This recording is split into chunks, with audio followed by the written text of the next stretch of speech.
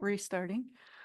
Hi, everyone. Thanks for coming. Welcome to the Nantucket Harbor Sediment Transport and Dredge Plan Open House. There's a sign-in sheet to your right there. Yeah. So if you could sign in on the way, that would be great. So next slide. Today, we're going to start with some brief introductions from our project team, and then we'll follow up with a presentation, which we're also hoping to keep pretty brief. That's going to summarize the field data that we've collected to help inform our sediment transport study, and some of the preliminary observations that we've made about sediment movement through Nantucket, Pulpus, and Nantucket harbors. After that, we're going to have a brief Q&A with the project team, and then we'll have our interactive public feedback session using the boards that you all saw in the back of the room when you walked in. Next slide. So a little bit about our team. My name is Devin McKay. I'm a senior resilience planner at Arcadis, and I'm the project manager on this project. I'm joined here by my colleague, Kate Edwards, who is our project director, and maybe a familiar face. But Arcadis is leading this effort, and we're primarily responsible for the client management, ensuring that this project aligns with Nantucket's other objectives, and leadership of the dredge planning and permitting tasks. We're joined virtually tonight by our colleagues over at Baird, who have led development of the sediment transport study and supported a number of other tasks throughout the project. And I'll have them introduce themselves if they don't mind. Sure, thanks. I'm Gordon Thompson. I'm an associate principal at Baird, 24 years as a coastal engineer, and some of my experience on Nantucket goes back about 20 years. So super excited to be able to join you here tonight. Thank you. Good evening, this is Irene Watts. I'm a coastal modeler with Baird, and I work with Gordon. Awesome. Thanks, Baird. And while they're not here tonight, our team has also been supported by Tegan Bond, who's led the survey efforts that we'll talk about, and Professor Alyssa Novak at Boston University, who has been advising on our sensitive habitats work. Next slide. So this project goals and objective statement is really to help us develop a shared understanding of what we're trying to achieve through this project and how we're going to do it.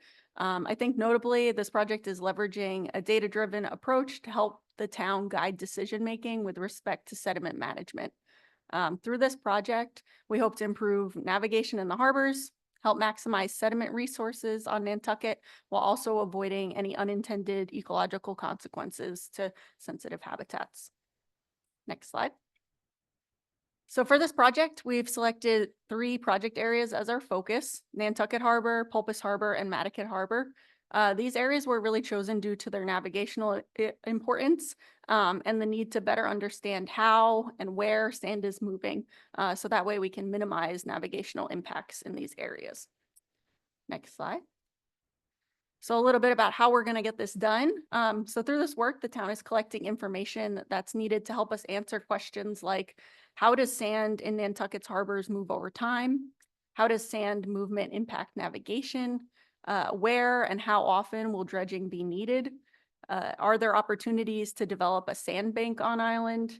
And can we use that dredge sand for beach nourishment? And if we can, where should we be prioritizing that nourishment? So we're going to accomplish this through 4 main tasks that you can see up on the slide here. First, we developed a sediment transport model, which was informed by the data collection efforts that I'm going to talk about a little bit later.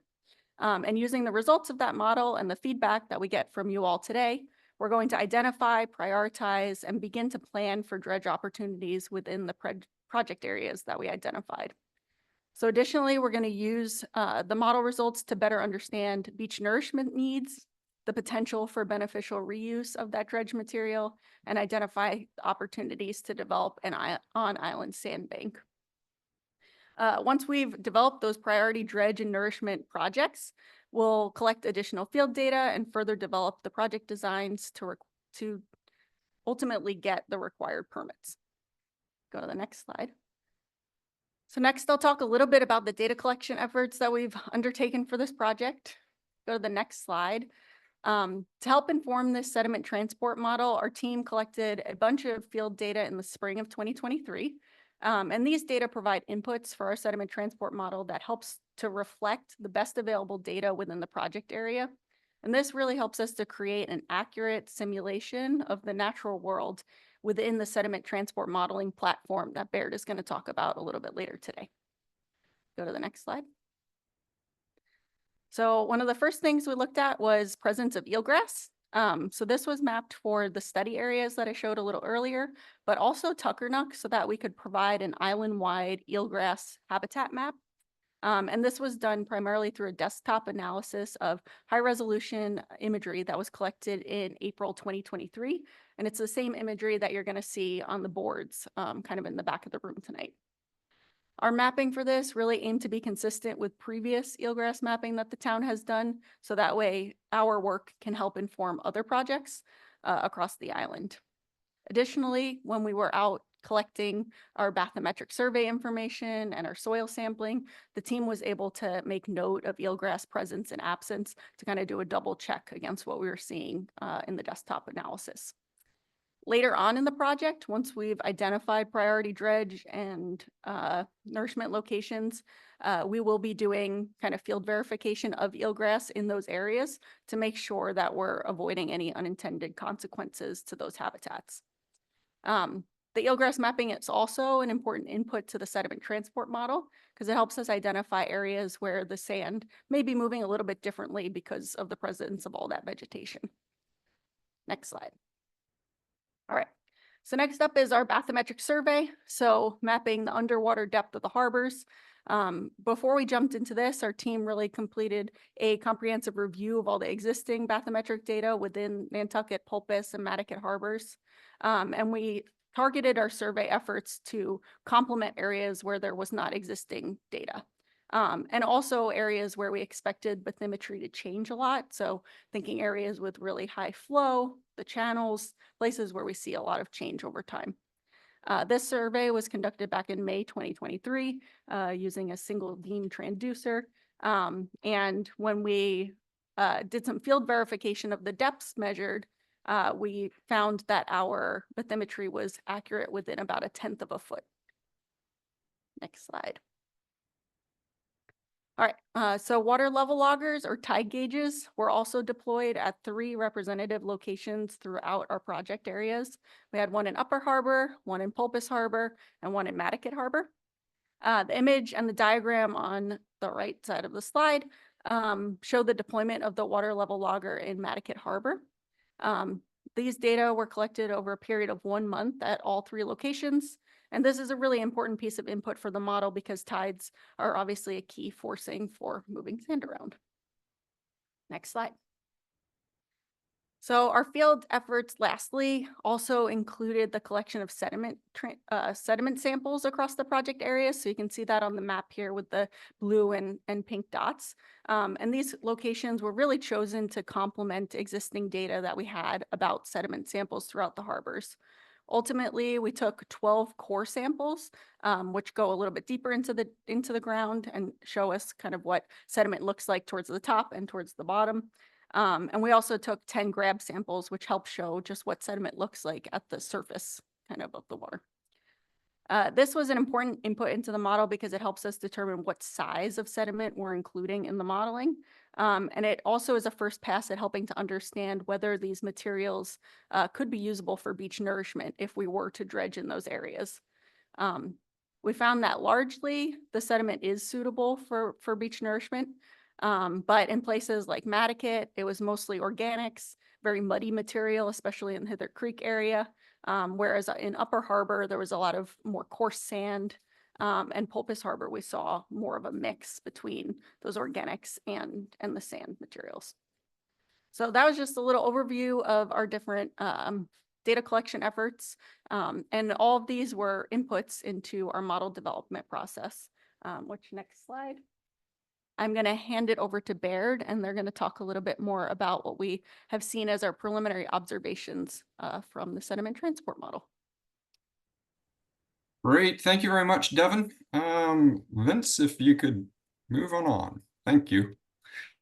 So, as Devin described, the purpose of the modeling is to understand waves and currents and then how these can potentially move sand around in the various areas that we're looking at. So if we can use this to predict if we dredge some sand, if and how quickly will that hole fill in? And so is it a reusable source or not? So right now we're at the point where we've developed the model, and I'm going to show you a series of videos where we've tied in waves and currents. And the model that we used was developed by the Army Corps of Engineers, and it's called the Coastal Modeling System, or CMS. It's been widely used throughout the country. It's been used for many, many years now, and as importantly, has been used extensively throughout New England. So the model will include waves, winds, tides, and it will then combine all of these to estimate currents. The next step is to take these currents and then predict how the sand will move from there. So next slide, please, Vince. So where do we get all of this data? As Devin showed, some of the data that we've already collected to support the modeling effort. But there's some other data sources that we used from various government agencies. First off, we have the waves. Those are from the National Data Buoy Center, and they have a gauge conveniently located right in the center of Nantucket Sound. And at that gauge, we can also look at some of the winds that were collected. So we have actual measured data that we can plug into the model. There's also the NOAA gauge in Nantucket Harbor that we use to check tides. And there's also a tidal database that was developed by the Army Corps of Engineers. So those are the two yellow boxes. And so essentially this database can tell us at that boundary, what is the variation in tide over time. Another critical element when we're looking at these types of models is the bathymetry. So again, as Devin outlined, we went and collected some more recent data in some of the areas that we're most interested in. But we also pieced together a series of data sets from NOAA and historic bathymetric charts, centrally overlaying those and using the most current data as our latest data set. Next slide, please, Vince. So the two images you're looking at here are bathymetric plots, but we've used those bathymetric plots to show the extent of our wave grid, which is the one on the left, and our tidal current grid, which is one on the right. And that tidal current grid fits completely within the wave grid. We extended the wave grid a little bit further to the north-northwest so that we could pull in that NDBC buoy that I showed you a few slides earlier. Anyway, let's move on to the more interesting part, which is the initial results. So next slide, Vince. And one more again. And Vince, you might need to click on that video for me. Yeah, there we go. Thank you. So this is a video showing the currents in and around Pulpus Harbor. So the color represents how fast those currents are moving. So there's a little color bar there up in the top left. So blue are the slower currents. Thanks, Vince. So the blue are the slower currents, and as you go from green to yellow to red, you start getting faster currents. The arrows, as you probably figured out, are showing you the direction that the currents are flowing. So for Pulpus Harbor, all of the currents are tidally driven, and we're looking at about a 3 to 4 foot tide, and you can actually see some of the wetting and drying in the creek, kind of at the bottom right, and then in the top right as well. And as you'd expect when you look at this, the fastest currents are located within the narrow section of the Pulpus Harbor Channel.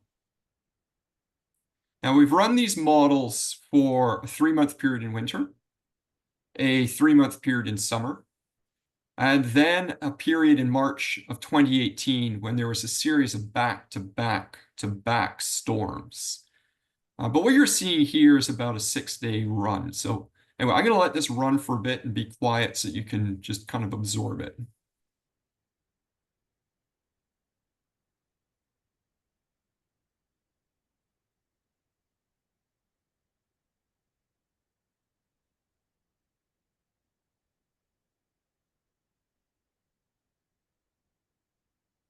Okay, next slide, please, Vince.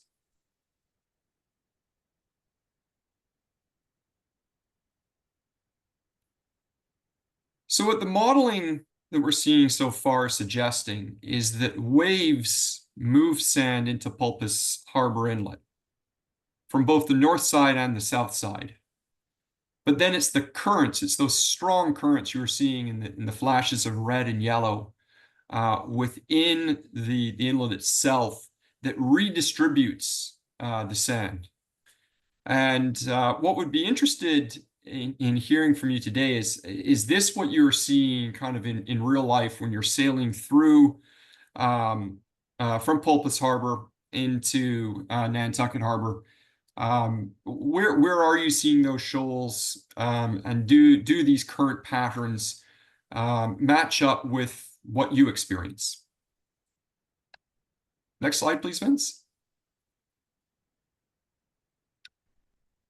So looking at the broader Upper Harbor and Coatue shoreline, we again see a system that is primarily driven by tides. During storm events, and you will see some storm events within this video clip. Within those storm events, what we have, we do have waves that are within the Upper Harbor system, but not to the extent that we have offshore. On the shoreline along the protected side of Coatue, there are some unique features there, and those have been developed over hundreds of years, and it's a function of the width and length of the harbor. And you get local wave formation interacting with the tidal currents, and you end up with the various points. So the model here is showing some super interesting flow patterns, including those around Pocomo Head and Bass Point. You can kind of see the flow going through there, coming off of Bass Point, Fifth Point. And again, I'll mention this is a spring run. We're showing about 6 days worth of model run here. What we're also seeing are some interesting gyre systems, little circulation patterns. And again, we'd be interested in hearing from you if, while you're out there, these start to match up with some of your kind of favorite fishing spots. And does this overall kind of match what you see? Because a model can do wonders, but we always like to check that with actual reports from the public. And again, I'll just be quiet here and let you observe without me babbling on here in the background.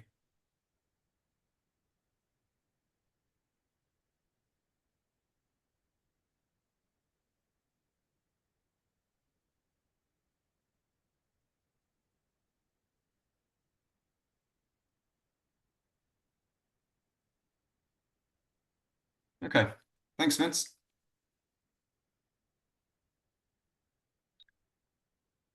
So as I mentioned, we have these unique tide and wind form features. Unfortunately, when looking at some of the changes, the Coatue shoreline, it is relatively stable, but it is getting narrower. So there is some mild erosion there. The other part is that we don't see sand being able to work its way in through the jetties and then getting too far along the shoreline or even really past First Point. So essentially it's what we call a closed system with respect to sand. So any sand that you take out of that system won't necessarily be refilled. And so we're going to confirm that when we get deeper into the sediment modeling side, but those are the initial indications. So next slide, please, Vince. So moving down to Nantucket, I'm going to start off in Hither Creek. And what we find in Hither Creek is, unsurprisingly, the currents are really a pure tidal current. You can, when the wind is blowing in the right direction, get a little bit of wave action moving up and down Hither Creek. and creating some tidal or essentially current action due to waves in there. But the vast majority of the time, Hither Creek is really just a tidally current-driven system. You can also see how in Hither Creek, it's really that darkish blue, fairly weak currents. And then you compare that to the top left portion of the image. And these are the currents that are essentially flowing in across Tuckernuck Shoal between Smith Point, Tuckernuck Shoal, and into Nantucket Harbor and Nantucket Sound, my apologies. And so very, very strong currents kind of at that northwest section. And then between there, you have Nantucket Harbor, obviously. And I'm not sure, Vince, if you can run that model one more time. And what you'll see is that in essentially the channel from Eel Point going around and then leading into Heather Creek, there was a section that was previously dredged, and you can see kind of that dredge channel pop up every now and then with respect to those currents. And it'd be interesting if anybody in the audience has some insights there as to whether those currents were there before the channel was dredged, or whether essentially it's that dredge channel that is essentially training those currents to move along the channel. We can remove that channel from our model to look at this, but essentially we don't have anything to be able to confirm what it was like before the channel was there. So if you have any insights on that, we'd really be welcome to hearing that. The other part is you can see at in kind of the southwest side and other portions of Nantucket Harbor, you somewhat see that Google Earth image pop up behind, and that's just a function again of tides flowing in and out over relatively shallow sections. So again, I'll just let this run for a bit.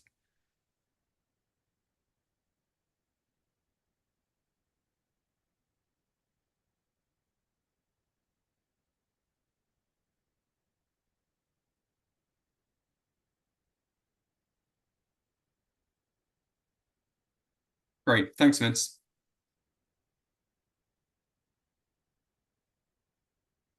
So what we're expecting from all of this is that there is very little sand transport that we expect into Hither Creek. We expect that there will be some shoaling at the mouth. We see some of that in the bathymetric changes. And as Devin indicated earlier, the majority of the sediment within Hither Creek is primarily mud. It's overlaying sand, but that will be a fluid mud. And so to extract any sand, you'd also essentially have to extract some of the mud. Within Nantucket Harbor, there are extensive eelgrass beds, and any sand movement in that area we expect is primarily going to be storm driven. So you have some very strong currents flowing across Tuckernuck Shoal and into Nantucket Sound. But within Nantucket Harbor itself, what we're seeing is the currents that are capable of moving sand will need to be during a storm event. And so with that, I will turn it back over to Devin and see if you have any questions. Thank you. Yep, thanks, Gordon. And now we'll open it up. If you all have any questions for the modelers or for anybody else on the team, we'd be happy to answer them. If you have a question, you can come up to one of the microphones on the side and just state your name. And yeah, I'll give you a couple seconds to stew on it if anybody has questions.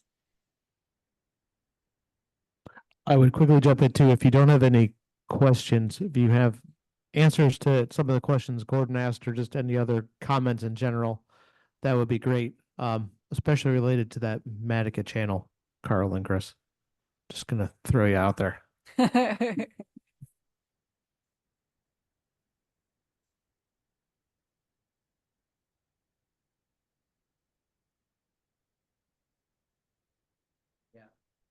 I'm Carl Sherlin. I've been here since 1944.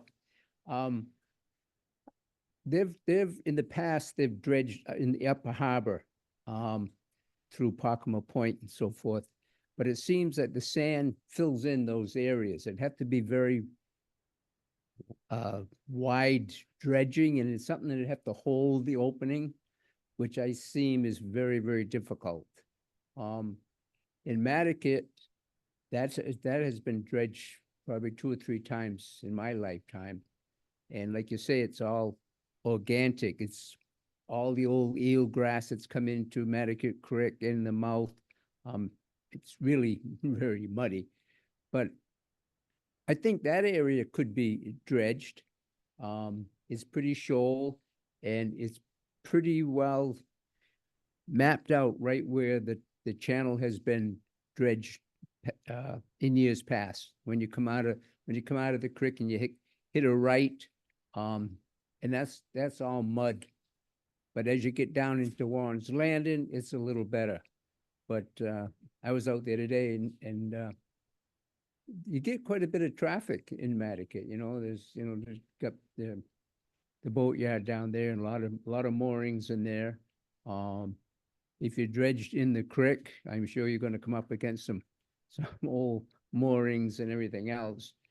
But I think that area, if you dredge it, it would be stable. In the Upper Harbor, it's pretty tough because the sand moves. And also, if you get involved with the eelgrass, you don't want to be tearing up the eelgrass. So it's difficult. I mean, that's my. Awesome. Thank you.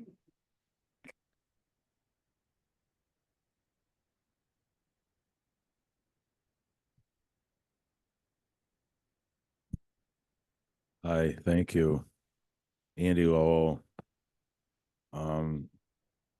I serve on the Harbor Shellfish Advisory Board.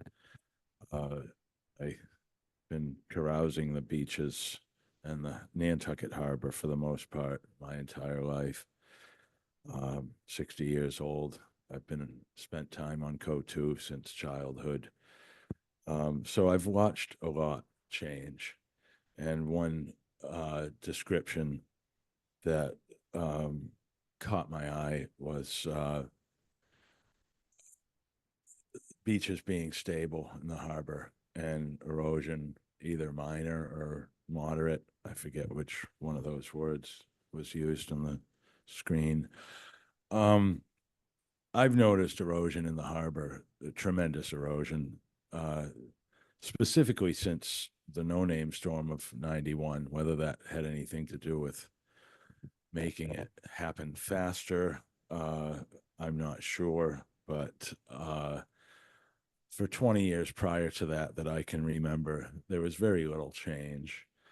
And to use some reference points, I guess you can start right in town at Washington Street. And I would imagine you can go back to aerial photos and superimpose today's over those and see how much beach has been lost. I would say at Washington Street, you've probably lost 25 feet of beach, maybe more. Let's move on to Monomoy and beyond to Quays and the UMass Field Station. It was front page news a couple of years ago. It's about 20 feet away.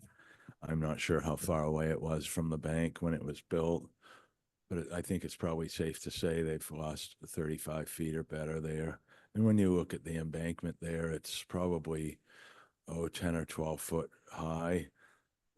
So when you're losing that much material, to me, you're seeing a lot of material ending up in the harbor. And your flow plan here, you mentioned that sand isn't moving into the harbor. Is sand moving out of the harbor? Or is it settling in someplace and showing up in the harbor, which is it's what I've noticed, shallower water throughout just about the entire harbor, but mostly on the shorelines. Move over to Pocomo Bluff. The Gamble House recently moved back, one of the largest moves on the island.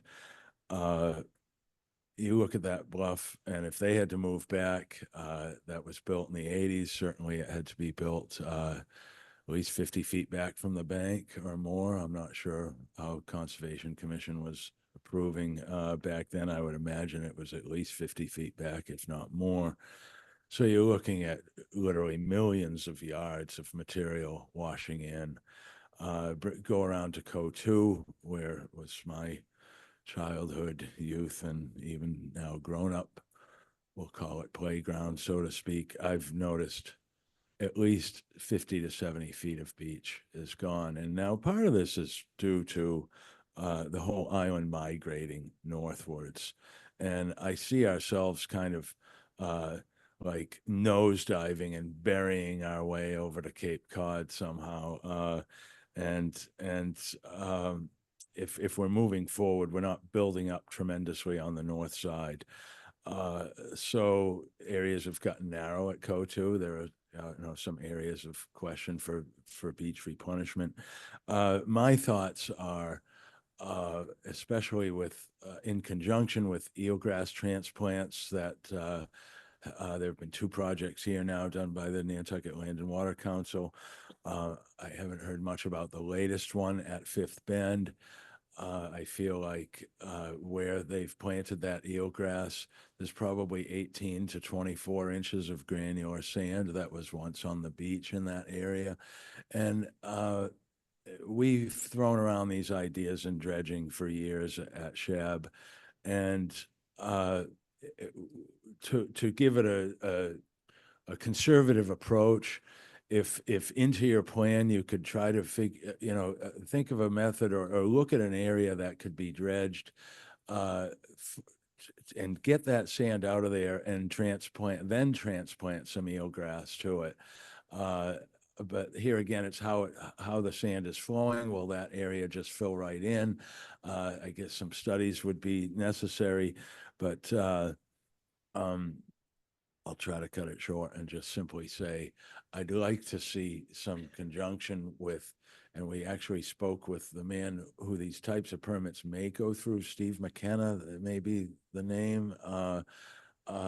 He thought, he hadn't heard of permitting for this type of reason, to enhance eelgrass beds or to enhance shellfish habitat.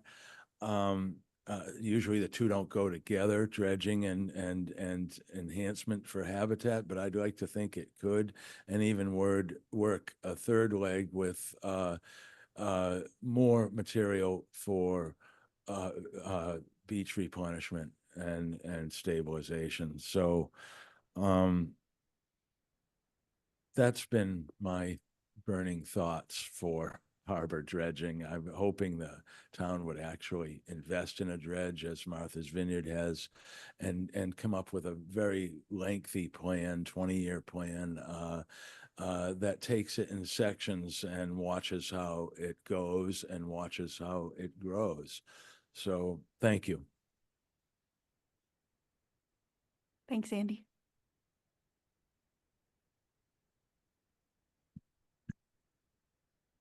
Now I'm going to follow up Andy, but my name is RJ Turcott. I work for the Land and Water Council, and we are doing the 2 eelgrass restoration projects in partner with Dr. Novak, who you're already working with, and with the town Natural Resources Department. To your question, the Fifth Bend site has failed, and we're looking for a new site. And part of the reason, there are a number of reasons, but the main one is it's temperature stressed up there. And one of the things that I'm wondering if you all have had a chance to factor into this model, which, by the way, such a cool model as a fisherman. I love watching the tides come and go. And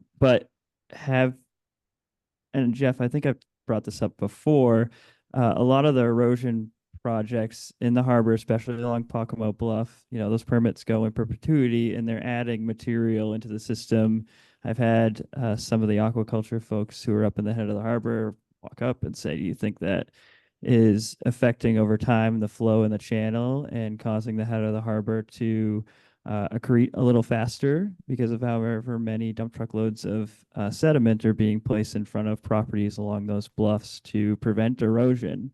And as everyone has already alluded to, it's a shallow basin already, and it's already constricted that far north. So I just don't know if you guys have looked at those permits and looked at the cubic yards of material that are going in every year in perpetuity, and whether that factors into what your model is projecting up for the northern part of the harbor. So I'm just curious. Thank you.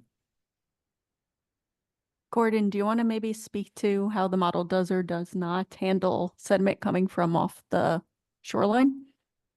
Sure. The model will be able to handle sediment coming off the shoreline once it is kind of within that wetting drying zone. So we can handle movement from people placing material. The challenge just becomes one of we would have to go into the model. So we take the latest LiDAR bathymetry, or LiDAR, and in some cases you do get LiDAR bathymetry, bathy. But we take the LiDAR for the upland, and then we take the latest bathymetry that we have. What will often happen is, unfortunately, we don't have the data from, let's say, somebody who has placed sand on their property. Generally, they'll place it at quite a steep angle, and then a storm will come through and it will, as you point out, wash it into those deeper areas. So some of whether or not we have that data within the model just depends on when the material was placed and if it is picked up in the LiDAR survey. With respect to temperature, we are not specifically modeling temperature within this model at this point. So it's outside the scope of specifically what we're looking at. One thing we would look at is if you dredge, if you do dredge a hole, what we can look at is whether or not you have water circulation deep enough within that dredge hole so that you don't end up with an anoxic condition. We are not specifically looking or modeling oxygen levels within the water, but you can imply by looking at the currents as to whether or not you're getting sufficient circulation kind of within a localized deeper dredge hole, whether or not you could end up creating an area that is not conducive for any kind of growth of eelgrass or fish or anything along that line.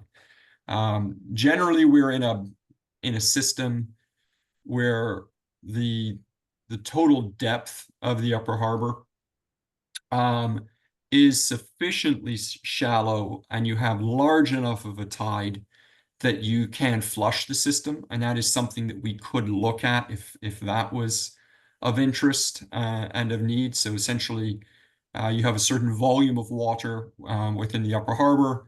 You have a certain tidal prism, or i.e. the volume of water on each tide that's moved in and out. And then you compare those two, and essentially there's a relationship between your water quality and your tidal volume and then your total volume. But I probably have gone beyond what maybe you're interested in, but there are different ways to look at that. Hopefully I've answered the question. If not, please let me know. I'd just like to follow up quickly with a couple of thoughts. When you look at the aerial view, and I'm visualizing the Fifth Bend site, not to knock the Fifth Bend site, hopefully the Monomoy site or Shimo site is working better, but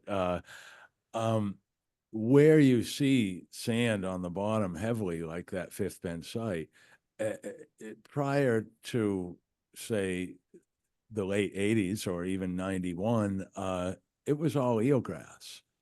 And so, if you're seeing bare areas in front of Pocomo or just bare areas off the coast around the entire harbor, what's happened is eelgrass beds have been smothered. So, and they're really not going to come back unless we get back down to that muddy base where the eelgrass can find a good source to survive on. Last night, Jeff and I spoke very briefly, and Jeff, you had mentioned like Easy Street Basin, and thinking more towards the industrial and developed portions of the harbor like Easy Street Basin. Speaking with a diver that everybody here knows, he scallops, and he's an emergency response type of diver. He keeps his boat in Easy Street Basin, and he told me he often wades out to his boat. And once he gets waist deep, he can't see from his knees down because he's in so much silt. And every time we have a major rain event, mulch has become very popular over the last 25 years. And it's all washing into the storm drains and right out wherever these storm drains are exiting into the harbor, and there are quite a few of them. We're probably going to see a lot more silt in those areas that I feel, gosh, I can remember as a kid wading to my boat in the Easy Street Basin and finding quahogs along the way with my feet. And I don't know if that's a possibility today because those areas are smothered by mulch, as far as I'm concerned, and sand off of the streets. Thank you.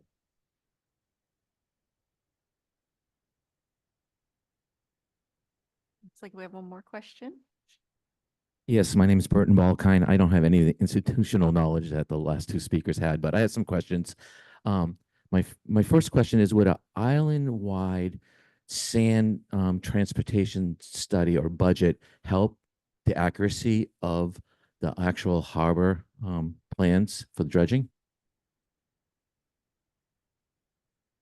Any Sure. information is, yeah, sure. Any information is useful and helpful information. With respect to the COA2 area and looking at Nantucket Harbor, there are two mechanisms essentially for some of that sand to work its way into the upper harbor section. The first is through overwash.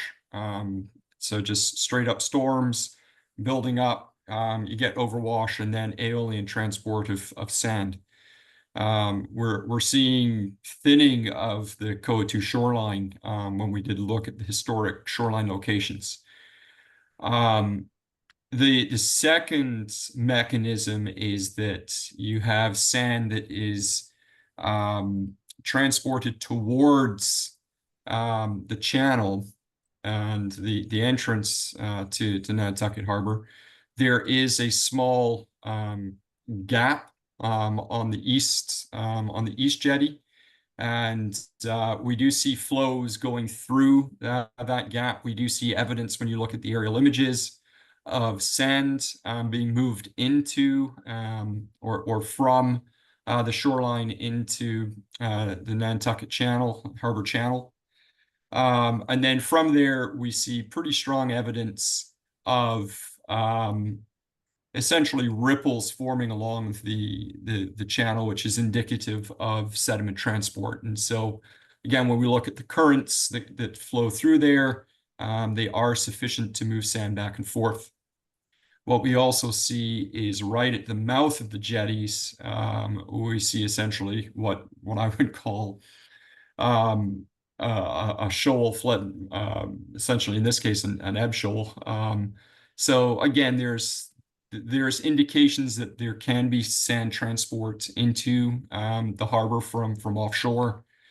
Trying to quantify that has been somewhat difficult, but we have been looking essentially at the Army Corps of Engineers will periodically go in there and dredge the channel because it's a federal navigation channel. And so that really is our strongest indication of what those rates can be. But they go in there every, I don't know, 10 years or so. So sorry, I'm not sure if I've answered your question, but essentially if we look at a total sediment budget for the entire island, would it help kind of what we're looking at within Nantucket and within the upper harbor? The answer is yes. probably more helpful in the Nantucket side, simply because you have sediment that's transported along the southern shoreline of Nantucket, feeds into Tuckanuck Shoal, and then obviously is fed back and forth. It's quite an extensive shoal complex, just off of Nantucket Harbor. So that's always kind of an interesting area for study. So I do want to follow that up a little bit if I could. This is our first foray into undertaking sediment transport studies, and it's matched up with an existing project to undertake dredging for navigation. So there's a need for the sediment transport study being matched up with a project. These are, forgive me, expensive projects. Just to understand the sediment transport study within our harbors, and this was chosen for the simple reason that they're relatively stable areas compared to the outer portions of the island, say along the eastern and southern shores. So there's some longevity to the model. No model will last forever, but we can use these for some amount of time where they're useful for the life of the dredge plan. And that gets to answering part of Andy's question, which is that a dredge plan is planned for 10 years. It's a 10-year dredge plan, the exact same as Martha's Vineyard for Oak Bluffs. We modeled it after theirs. We're straight up copying them. So we're not reinventing the wheel on this one.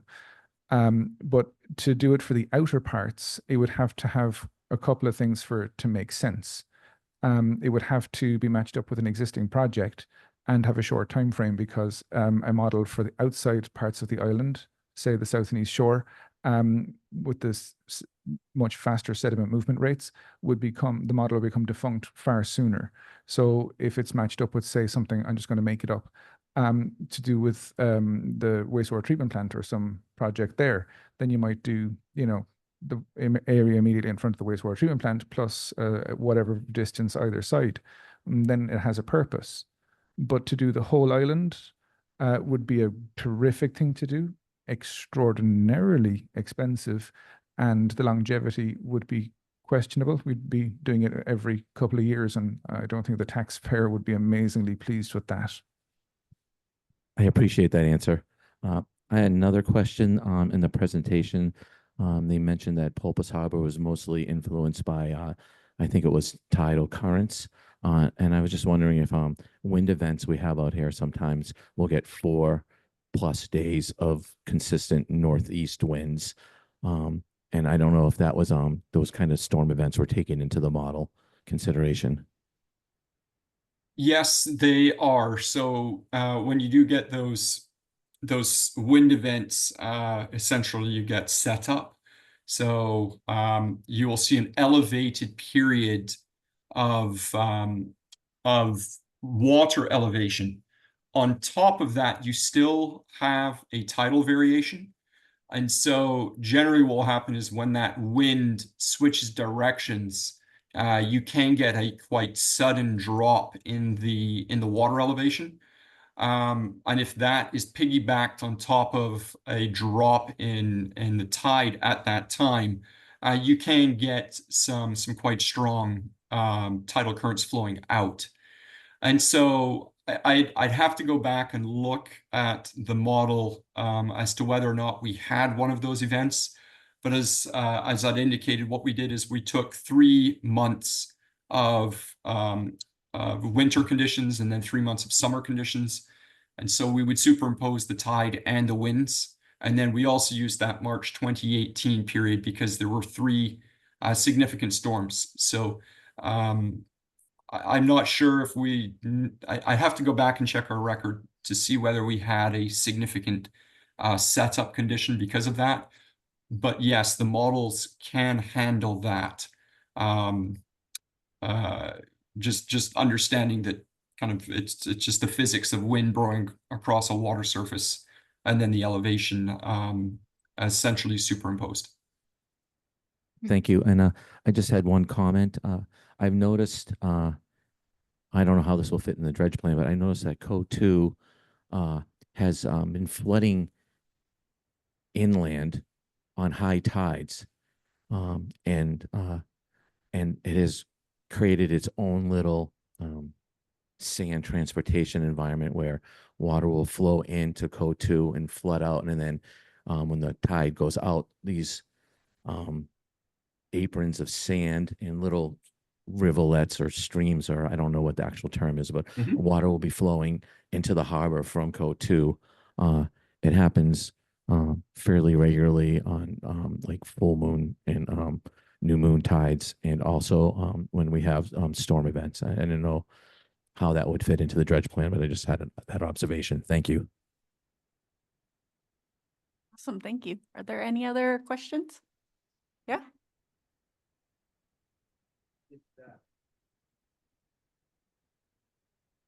It's not really a question, but it's about a little history. Now, you mentioned the opening on the East Jetty.